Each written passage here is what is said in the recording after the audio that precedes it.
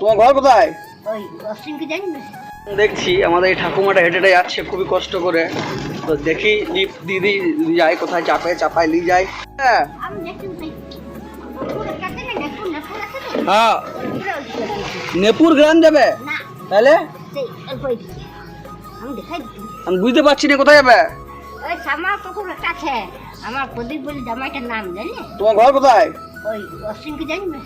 আমি তো চিনি না, তুমি যাবে কোথায় বলো, আমি নামাই দিছি। আমি দেখাই দিব। আমার সকল টোটো চালক ভাইদের জন্য বলছি, এই মানুষকে দেখতে পাও রাস্তাঘাটে যতটুকু পারবে সাহায্য করবে, তাদের বাড়ি পৌঁছাবার জন্য একটু চেষ্টা করবে, এটা আমার অনুরোধ।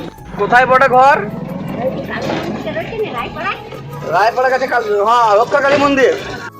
যাও আস্তে আস্তে ঘর যাও। বেশ কিছুক্ষণ খোঁজাখুঁজির পর ঠাকুমার মেয়ের বাড়ি পাওয়া গেল অবশেষে। তো তোমরাও চাইলে এইভাবে বৃদ্ধ মানুষদের পাশে থাকতে পারো, তাদেরকে বাড়ি পৌঁছাতে সাহায্য করতে পারো।